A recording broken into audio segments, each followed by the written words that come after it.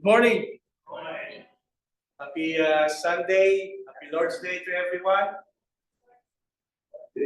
Today's already the third Sunday of the month.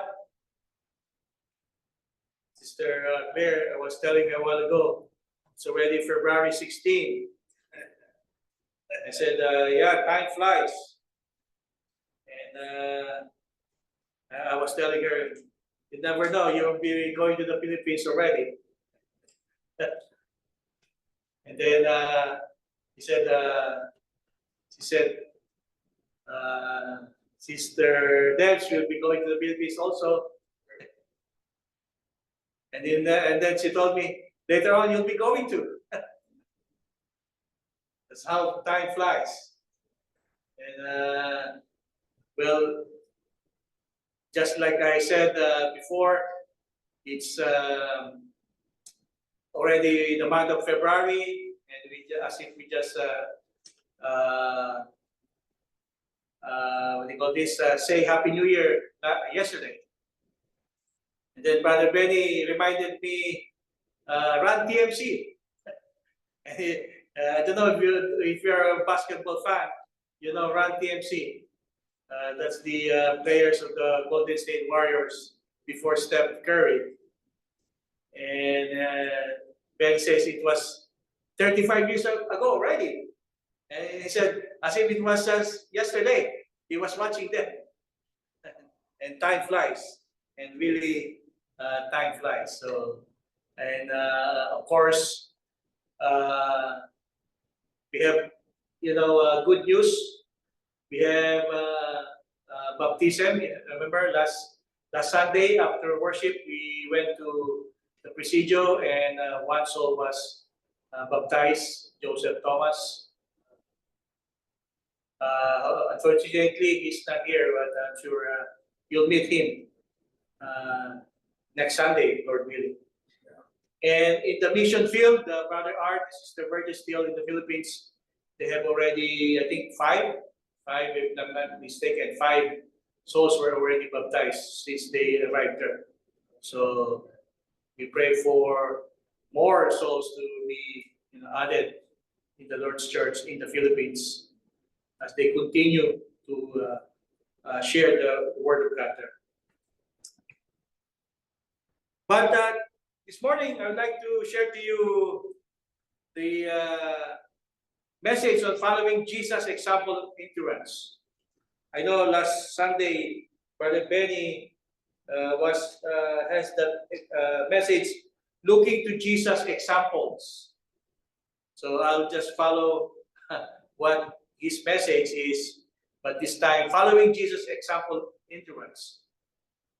And thank you to Brother Jack Wang, reading our scripture this morning on 1 Peter chapter 2, 21 to 23. So the verses that he read this morning, Peter reminds us, it's a reminder that Jesus not only suffered for our sins, but did so in a way that sets a pattern for us. So he set an example.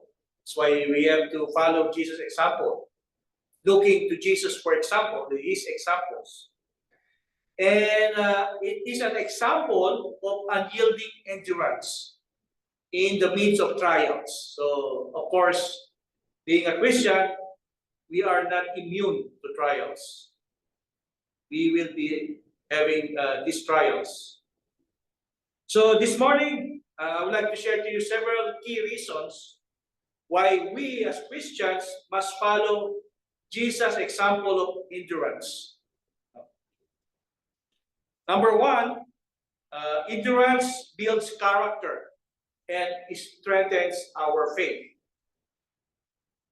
If you read the Romans chapter 5, verse 3 to 5, not only so, but we also glory in our sufferings, because we know that suffering produces perseverance, perseverance character, and character hope.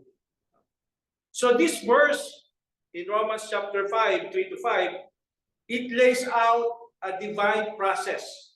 they are a divine process by which, when we struggle, in our struggles, are transformed into spiritual growth.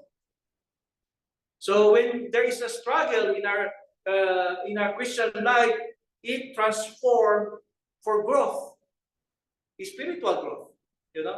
So when we face suffering, brothers and sisters, it is not a wasted time. It's not a wasted time. Rather, it cultivates perseverance. It gives us perseverance. The steadfast, being faithful in our Christian life, a steadfast determination to press on despite the trials, despite the hardships, despite the struggles. That is what this gives us, because it builds character and it strengthens our faith. So that this perseverance refines our character. It molds us to be more patient. If we love patient, it molds us to be more patient, humble. It gives us to be more humble and resilient individuals. That means that we don't give up. We persevere. We endure. So ultimately, this transformed character that when we build this up, builds us a hope that anchors our souls, so we can remain faithful, so that we don't give up. Because a hope that is grounded in the promises of God, right? So in essence, brothers and sisters, our trials become stepping stones. Our trials become stepping stones that shape us into the image of our Lord Jesus Christ. It deepens our faith with every challenge we overcome. So that's why it strengthens our faith. It deepens. It challenges us that we can overcome this. And the more we grow spiritually. So a great example, of course, is none other than our Lord Jesus Christ. He is the ultimate model. He is the ultimate example of suffering, despite the agony of the cross. Remember, how many times they slap his face with the palm, in an open palm? Have you experienced that? Being slapped in the face just once, it's hard already. How many times? Right? He did not succumb to sin or deceit. He didn't fight back. He didn't even curse. Instead, he endured his suffering with unwavering trust in the Father. So that's why he's the ultimate example. He's the ultimate model when it comes to suffering. And demonstrating that trials are opportunities for growth in character and faith. That's what we see in our Lord Jesus Christ. Just imagine a marathon runner facing a growing race, right? Each mile tests the result, the marathon runner, Each mile, how many miles they go, sometimes 5K. How many miles is that? We have to convert that to miles. Usually they just go by kilometers, 5K or 10K, But each mile, it tests the result. But with every step, the runner builds strength and endurance, right? The more they become stronger, right? As a marathon runner, the pain of the race refines the athlete, preparing them for the final victorious sprint to the finish line. Because if you see the marathon runner, the more they run faster when they see the finish line, the more they run faster. It's not like, oh, I'm almost there, right? That's why that's the marathon runner, preparing for the finish line. The more they even sprint, because a marathon, you don't sprint, right? You don't run fast. You time your every step. But when they see the finish line, they run fast. You know. So likewise, brothers and sisters, our trials may be painful, right? No one says it was easy. No one says it's a piece of cake, right? No one said that. It is painful, but the thing is, as we persevere in Christ, our character is strengthened. Our character is strengthened, and our faith grows deeper, preparing us for the eternal glory that awaits. So that is what we should be thinking about. You know? That we should be our mindset, and of course, looking unto Jesus when it comes to suffering, because He is the ultimate model when it comes to suffering. Number two, second reason. Here it says, endurance testifies to God's glory and deepens our witness.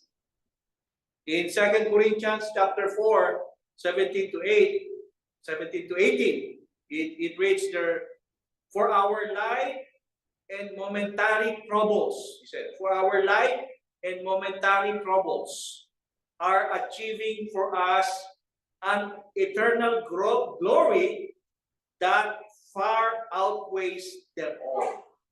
You know? So he says, for our light troubles, he said, Paul is saying that our trouble is very light and it's just a moment, right? He says, are achieving for us an eternal far outweighs them all, he says. Because in these two verses, Paul is reminding us that the challenges we face in this life are temporary. That's what he's saying. It's temporary and pale in comparison to the eternal glory that awaits us. So this is nothing. And it's temporary. And if we compare to the eternal glory that awaits us, there's no comparison. We cannot compare. That's what Paul is saying here. Our current offerings, our current sufferings, our current troubles or troubles or struggles in life, whatever you are in your life, or storms in life, though they may seem overwhelming, sometimes that's what we feel, right? They say when it rains, it pours, right? They may seem overwhelming. It serves a greater purpose. We have to remember that. It serves a greater purpose. Why? Because they are refining tools that prepare us for the future. Unimaginable joy and divine radiance. That's what we need to look at. Because as Christians, we endure hardships with a Christ-like perspective, our lives become a powerful testimony of God's grace and strength. So it can be our testimony to others, people who obey the gospel. They will see that, Richard, you're always smiling. You've been a lot of problems, but you're smiling all the time. Then you can tell them about, because I have Jesus in me. It's an icebreaker. You tell them, and that will be you're being a good witness. Those things. Because we shift our focus from the fleeting troubles, in our life to the everlasting reward. Because we look forward.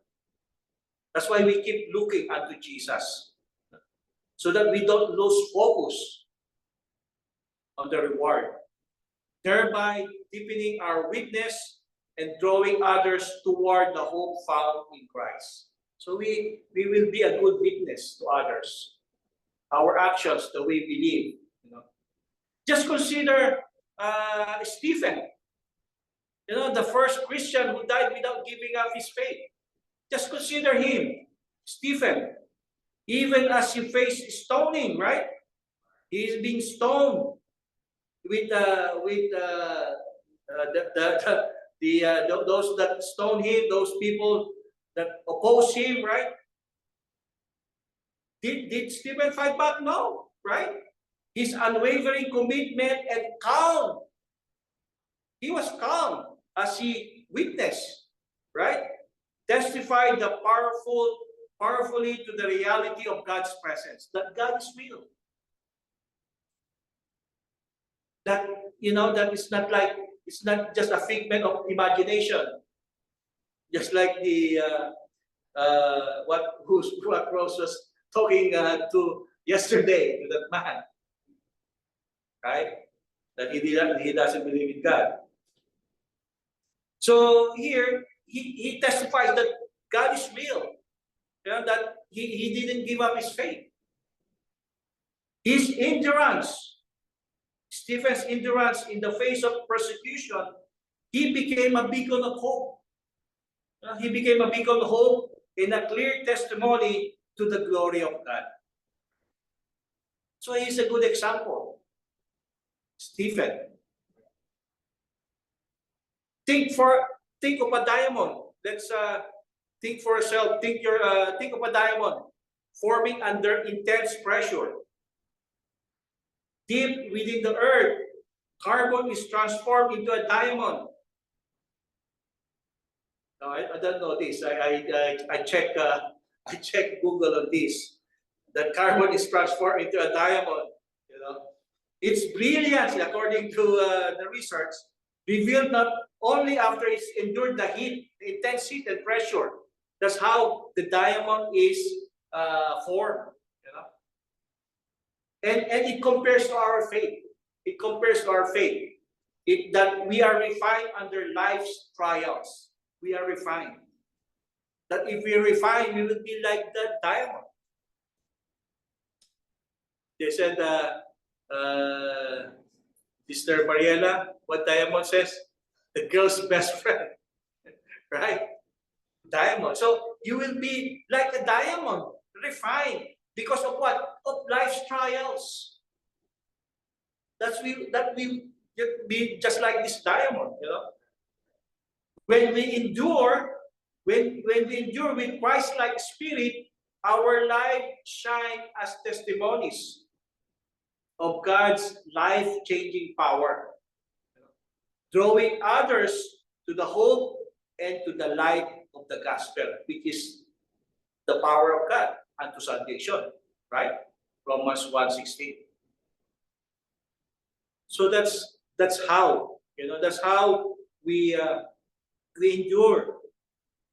We become a testimony to others, and people will see us because of how we endure trials, because of our Christ-like spirit.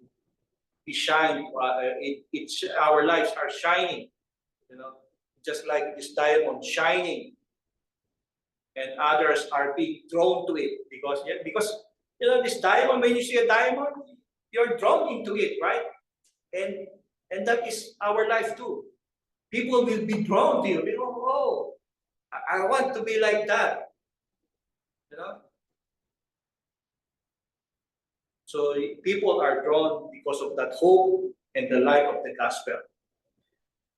Third point that I would like to give here, it'll be a short sermon also, Father Benny. My third point, that endurance leads to victory over sin and an eternal reward.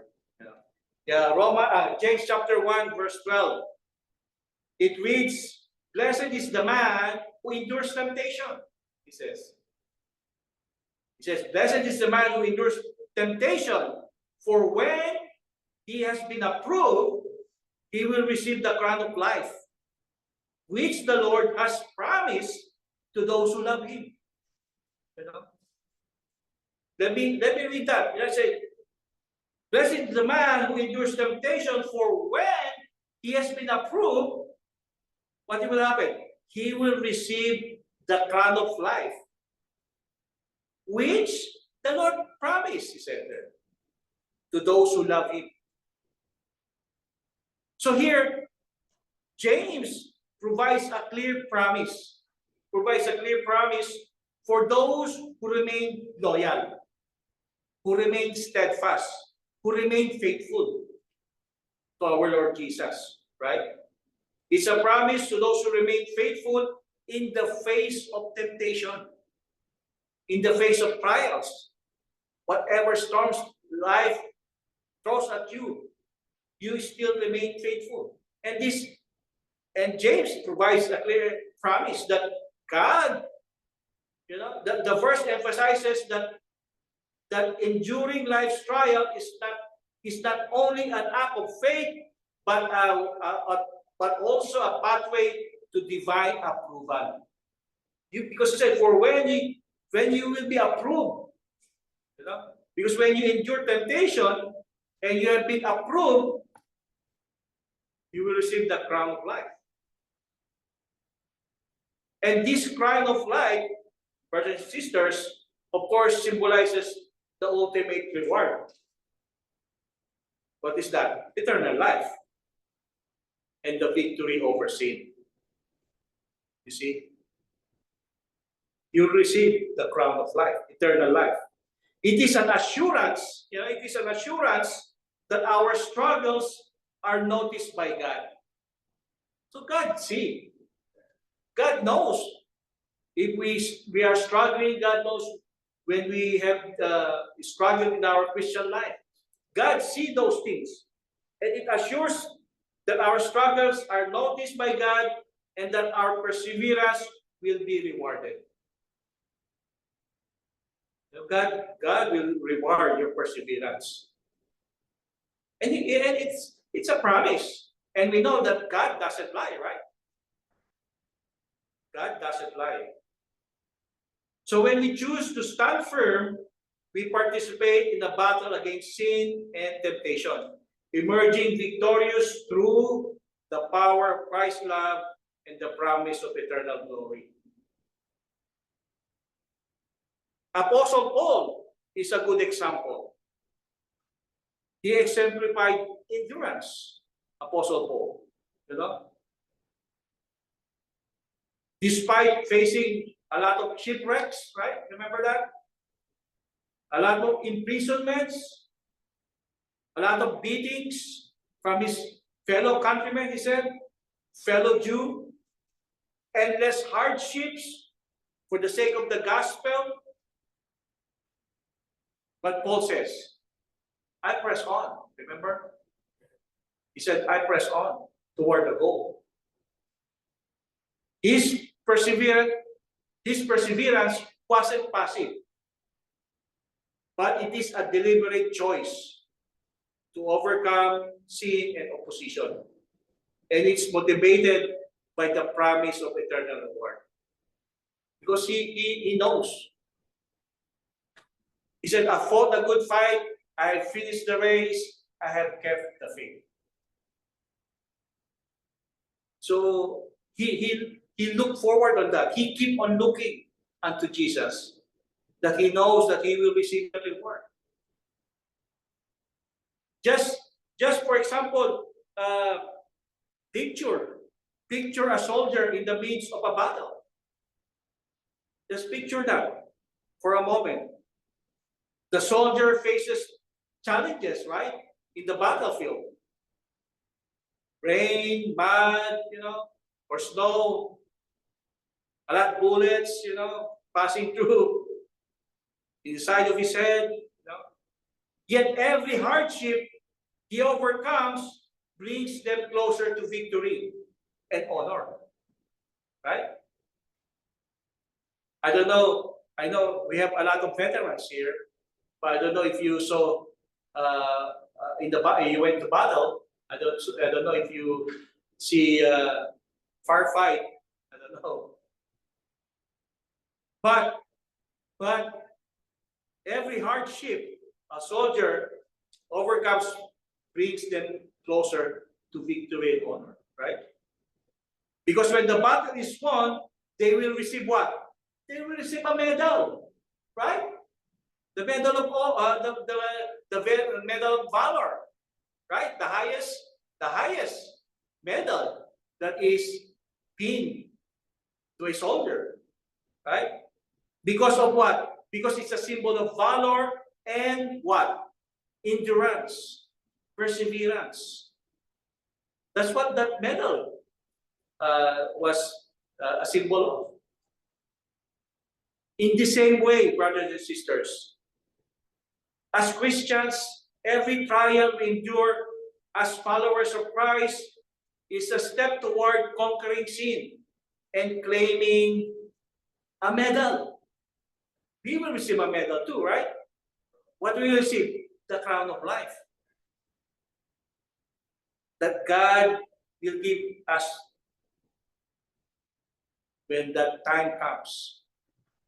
And that's why we always look forward for the eternal reward. That's why we don't lose focus on looking unto Jesus, so that we don't miss on that medal, on that crown.